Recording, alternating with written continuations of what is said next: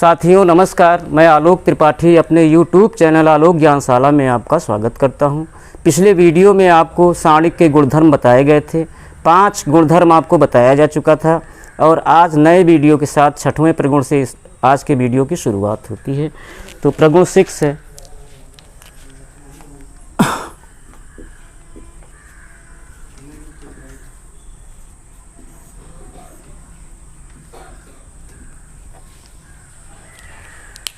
यदि किसी साणिक की किसी भी पंक्ति अथवा किसी भी स्तंभ में से किसी दूसरी पंक्ति अथवा किसी दूसरे स्तंभ में किसी सम अपवर्त का गुणा करके जोड़ा या घटाया जाए तो साणिक के मान में कोई परिवर्तन नहीं होता है। एक बार फिर से सुनिए। यदि किसी साणिक की किसी भी पंक्ति अथवा किसी भी स्तंभ में से किसी दूसरी पंक्ति अथवा किसी दूसरे स्तंभ के संगत अवयवों को जोड़ा या घटाया जाए तो साणिक के मान में कोई परिवर्तन नहीं होता है। तो ये है, यदि किसी साणिक की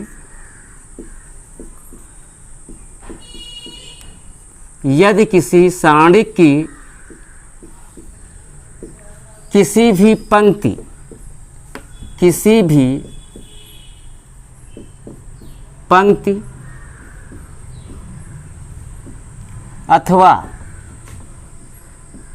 अथवा किसी भी स्तंभ में से किसी भी स्तंभ में से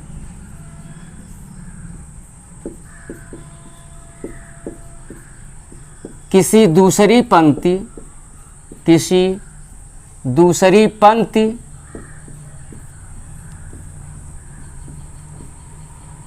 अथवा किसी दूसरे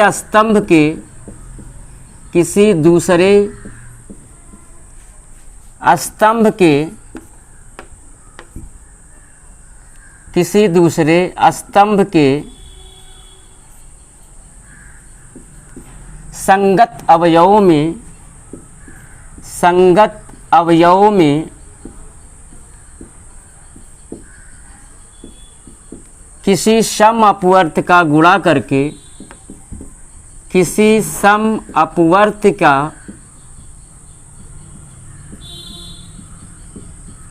अपवर्त का गुणा करके जोड़ा या घटाया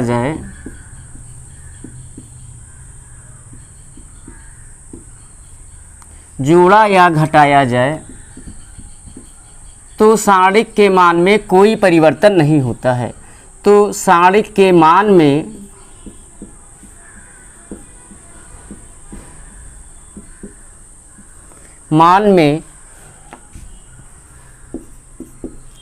कोई परिवर्तन नहीं होता है।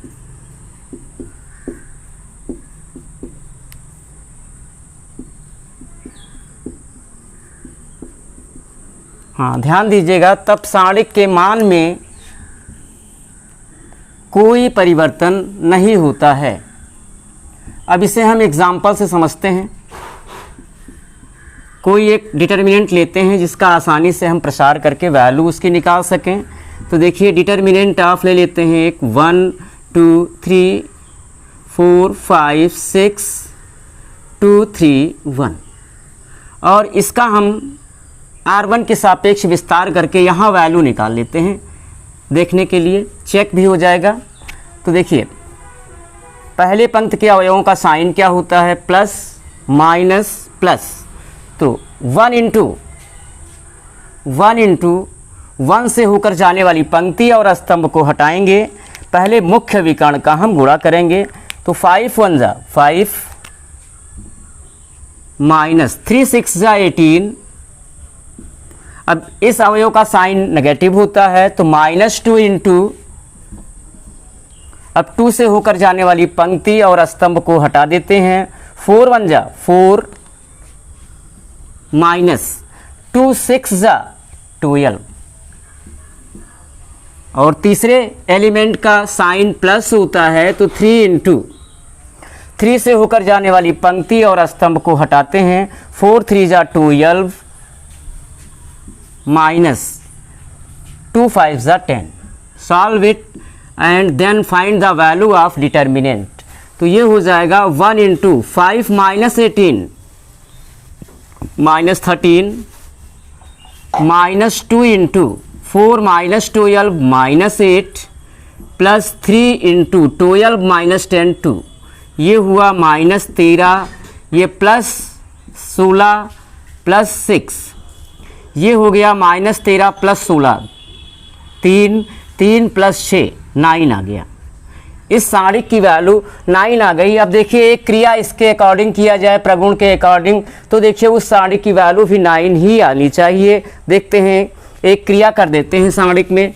तो देखिए C1 is such that C1 plus 2C2, यानी हमने क्रिया कौन सी की है, पहले स्तंभ में क्रिया की है, और पहले स्तंभ में हमने जोड़ा क्या है, दूसरे स्तंभ में 2 से गुणा करके, यानी दूसरे स्तंभ के संगत अंग में 2 से गुणा करने के उपरांत पहले स्तंभ में जोड़ दिया गया है और वो पहला स्तंभ बन गया है। यानी हमारी क्रिया किस में हो रही है, पहले स्तंभ में हो रही है। तो पहले स्तंभ में ये क्रिया करेंगे, पहले स्तंभ में हमें जोड़ना है दूसरे स्तंभ के संगत अवयव में 2 से गुणा करने के बाद। तो हमको एक नया डिटर्मिनेंट प्राप्त होगा, नई सारिक हमारी क्या होगी, ये होगा 2 2 4, 4 प्लस 1 5, दूसरे स्तंभ के संगत अणुओं में 2 से गुणा करना है, फिर पहले स्तंभ में उसको ऐड कर लेना है। तो 5 2 10, 5 दूनी 10 प्लस 4 14 हो गया, और 2 3 6, 6 प्लस 2 8 हो गया। बाकी दोनों स्तंभ वही रहेंगे, 2 5 3 3 6 1। अब इसका भी हम विस्तार कर लेते हैं, चाहे R1 के सापेक्ष चाहे C1 के सापेक्ष। ये तो आपको बताया ही गया था कि सारिक का मान निश्चित होता है, उसका प्रसार चाहे किसी भी पंक्ति के सापेक्ष किया जाए अथवा किसी स्तंभ के सापेक्ष किया जाए। अब ये तो कॉमन सी बात हो गई। तो देखिए हम R1 के सापेक्ष इसका विस्तार करते हैं आप लोगों के लिए। तो ये हो जाएगा, इसका साइन पता ही है, प्लस माइनस प्लस 5 इंटू 5 से होकर जाने वाली पंक्ति और स्तंभ को हटा देते हैं, 5 1 5 माइनस 3 6 18। हाँ देखिए दूसरे एलिमेंट का साइन नेगेटिव होता है, तो -2 इंटू 2 से होकर जाने वाली पंक्ति और स्तंभ को हम हटाते हैं, 14 एकन्नम 14 माइनस 6 8 छंग 48, यह 48 हुआ, और प्लस 3 इंटू 3 से होकर जाने वाली पंक्ति और स्तंभ को रिमूव करते हैं, 14 3 42 माइनस 8 5 40, ये हो जाता है आपका 5 इंटू -3 -2 इंटू 14 -48, माइनस का नंबर आएगा, 8 में से 4 माइनस करेंगे 4, और 4 में से 1 माइनस कर देंगे, ये हो जाएगा 3, प्लस 3 इंटू 42 में से 40 माइनस करेंगे 2 आ जाएगा, ये हो गया -15 प्लस 34 दूना 68। एक बार यहाँ फिर से देखते हैं, पंक्ति गया स्तंभ गया 14, सही है। तो ये हो जाएगा 34 दूना 68 प्लस 3 दूनी 6, ये हो गया -15 इंटू प्लस 16 प्लस नहीं आएगा इक्वल। हाँ पहले एक बार फिर चेक करते हैं। हाँ देखिए यहाँ गड़बड़ हुआ था, 5 से होकर जाने वाली पंक्ति और स्तंभ को हटाएंगे, मुख्य विकर्ण का गुणा करेंगे, 5 1 5 होगा, यहाँ 15 हो गया था, माइनस 3 6 18, तो 5 माइनस 18 -13 हो गया, 13 25 65 -65 प्लस 68 प्लस 6, सही हो गया, -65 प्लस 68 ये हो गया 3 प्लस 6 ये 9 हो गया। तो ये वेरीफाई हो गया कि यदि किसी सारिक की किसी भी पंक्ति अथवा किसी भी स्तंभ में किसी दूसरी पंक्ति अथवा किसी दूसरे स्तंभ के संगत अवयवों को जोड़ा या घटाया जाए तो सारिक अपरिवर्तित रहता है। चूँकि ये आपका प्रगुण है तो प्रगुण को वेरीफाई करना, प्रगुण तो सत्य होगा ही, प्रगुण को वेरीफाई करना है। कैलकुलेशन मिस्टेक यहाँ पे थोड़ा हो रहा था तो आपका ये वेरीफाई हो गया। इसका स्क्रीनशॉट ले लीजिए।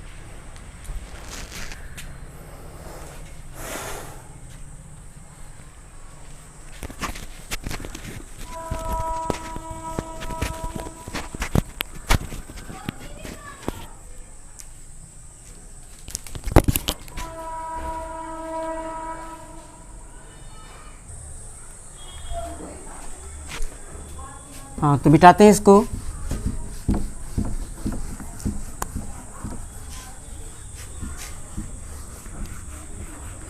हाँ, देखिए इसी के साथ नई एक्सरसाइज हमारी शुरू होती है। एक्सरसाइज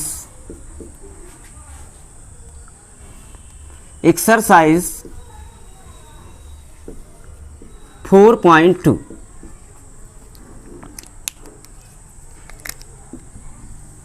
फोर पॉइंट टू में क्वेश्चन है,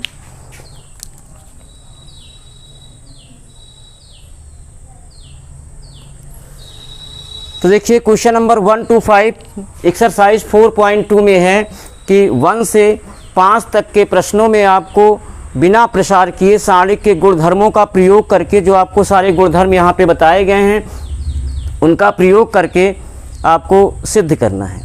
फिर से एक बार देखिए, क्वेश्चन नंबर 1 से 5 तक है। प्रश्न 1 to 5 सारणिक का प्रसार किए बिना 1 to 5 सारणिक का प्रसार किए बिना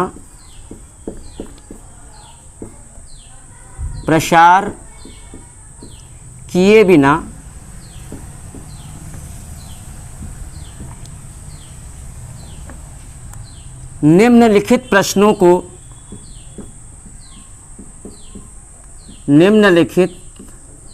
को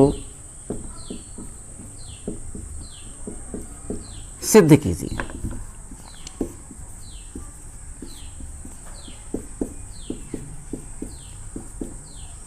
तो 1 से 5 तक के क्वेश्चन में हमें प्रसार नहीं करना है। सारणिक का प्रसार किए बिना लिखा हुआ है क्वेश्चन में, सारणिक का प्रसार किए बिना आपको सिद्ध कर देना है। सारणिक जो आपको दिया है वो आपको प्रूफ कर देना है। तो पहला क्वेश्चन देखिए, पहला क्वेश्चन है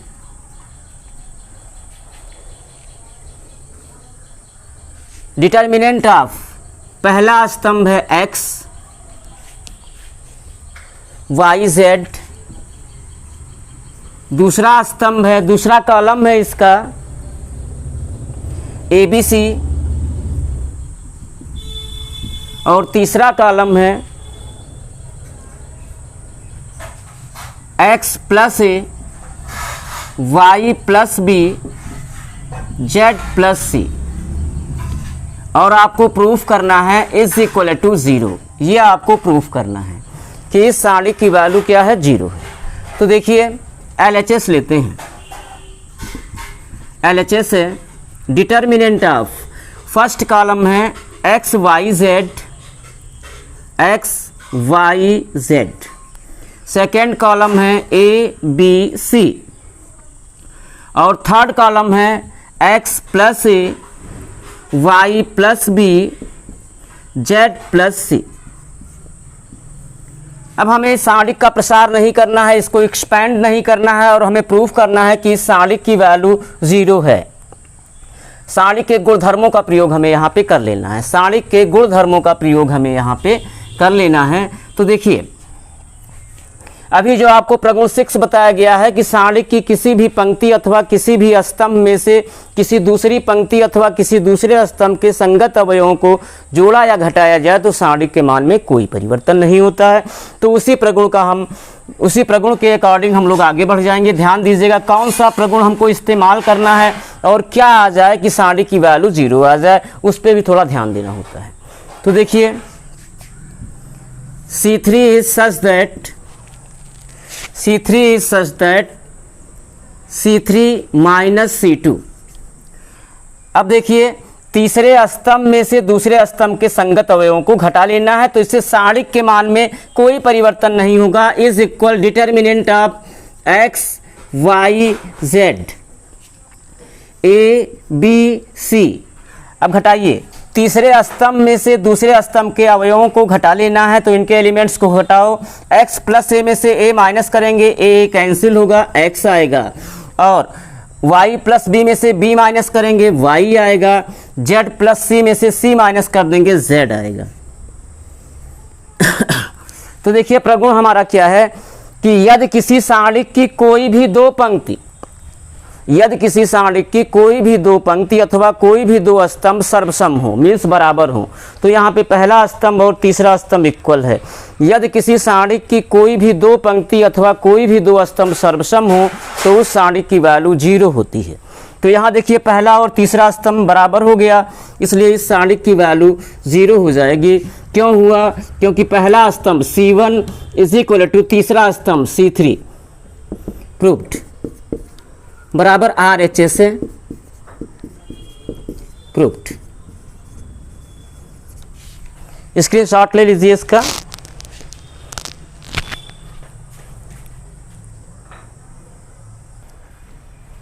हाँ, तो नेक्स्ट क्वेश्चन है 1 to 5 आपका वही क्वेश्चन है कि सारणिक का प्रसार किए बिना सिद्ध कीजिए। तो क्वेश्चन नंबर 3 है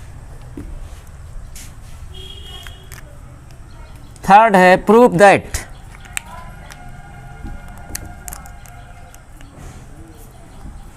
दैट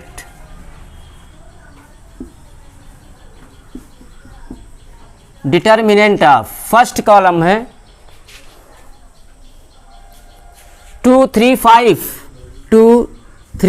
5, सेकेंड कॉलम है 7 8 9, थर्ड कॉलम है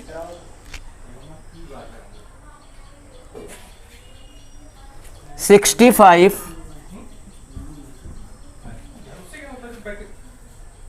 75